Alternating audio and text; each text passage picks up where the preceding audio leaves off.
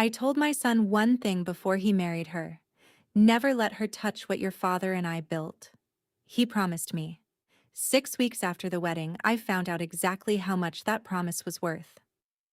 My name is Diane Ellison.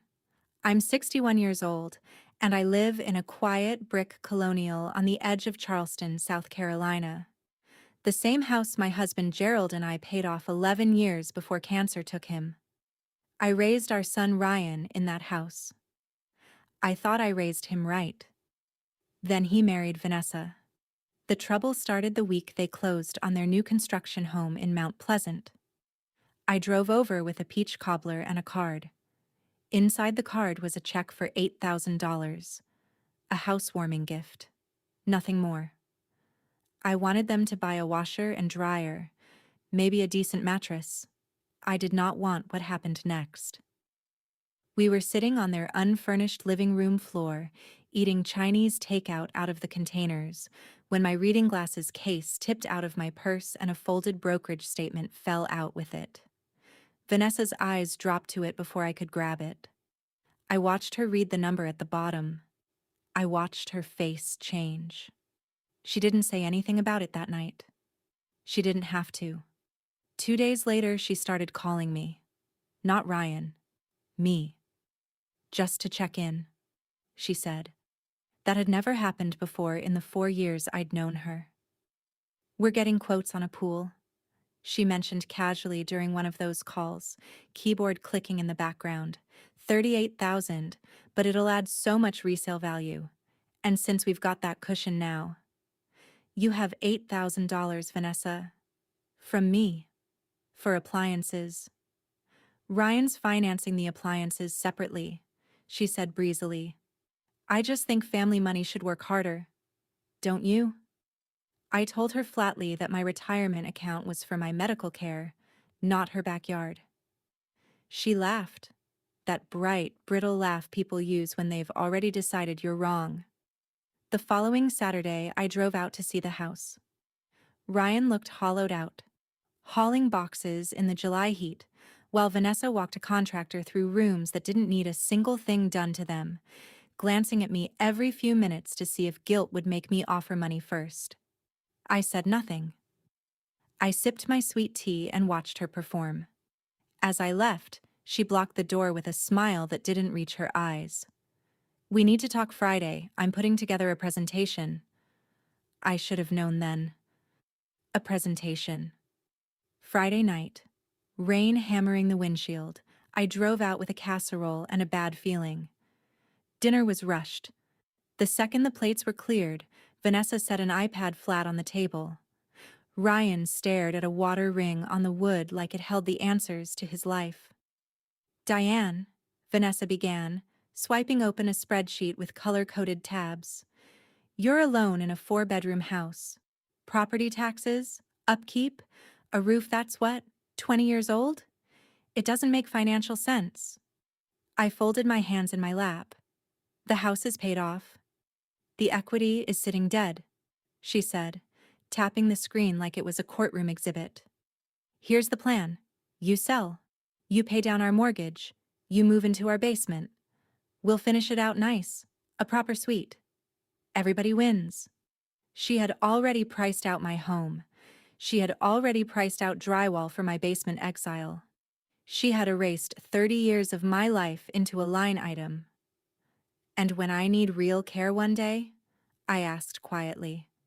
She waved a hand. We'll figure that out when we get there. Family takes care of family. I stood up, pushed my chair in, and picked up my purse. I'm not selling my house, I said, my voice even. I'm not paying your mortgage, and I am not becoming a live-in babysitter in your basement. Vanessa's smile cracked. You're being selfish, Diane. You're sitting on a fortune while your son drowns in a 30-year loan. Ryan signed that loan, I said, looking at my son, who still would not meet my eyes. I raised him to pay his own bills. I walked out into the rain. Ryan followed, pleading, telling me not to be dramatic, that Vanessa just wanted us close. I told him there was nothing left to discuss and drove home in a silence that felt cleaner than any argument, But I knew Vanessa. A woman who builds a spreadsheet to take your house doesn't stop because you said no once. She looks for the next door.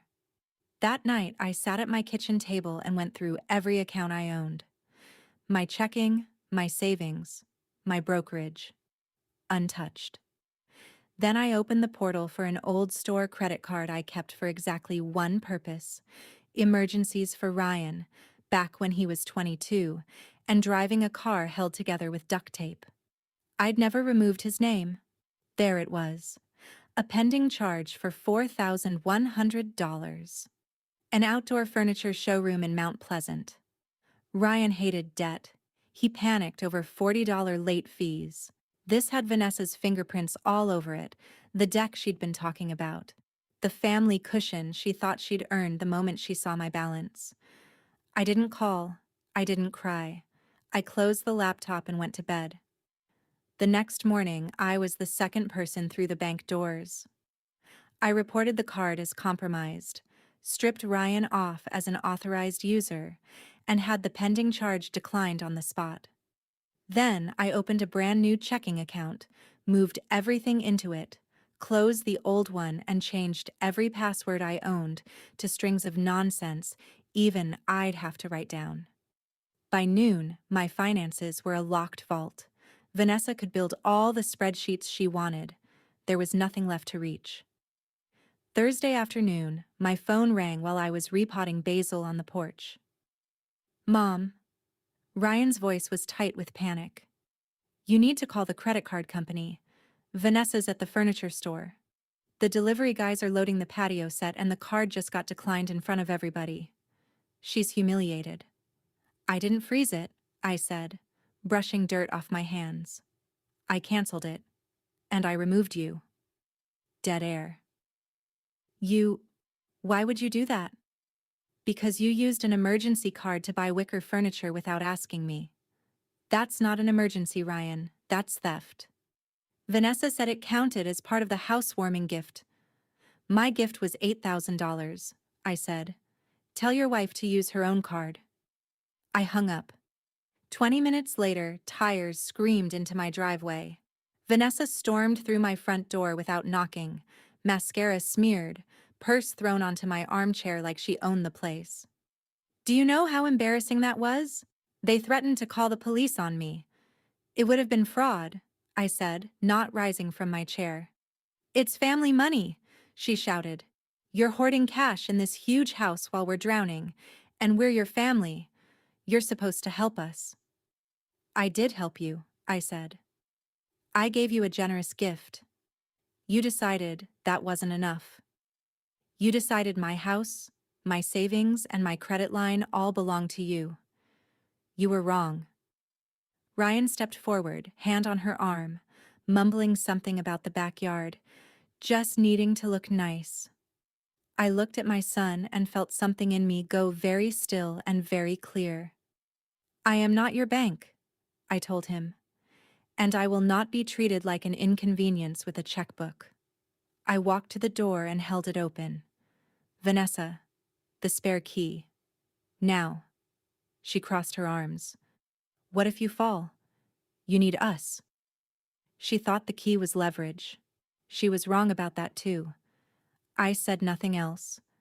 I simply waited by the open door until they left, Vanessa shouting from the driveway that I'd regret cutting off my only family. By 6 that evening, a locksmith had replaced every exterior lock in my house with commercial-grade deadbolts. The old key in her purse was now a souvenir. The next morning, I loaded every box Ryan and Vanessa had ever dumped in my garage. Old textbooks, wedding decor, winter coats, into my car and drove them to Mount Pleasant one final time. I stacked them neatly on the porch. On top, I placed a small wrapped box containing the cut-up remains of the canceled card, the old spare key, and a printed list of local storage units. I rang the bell and walked back to my car. As I pulled away, I saw Ryan open the door to the tower of boxes and heard him shout, not at me, but back into the house at her. That was 6 months ago. Vanessa has never apologized, and I've stopped waiting.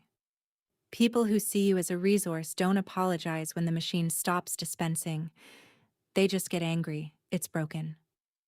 Ryan comes for coffee once a month now. Alone. We don't discuss his finances. And we never discuss his wife.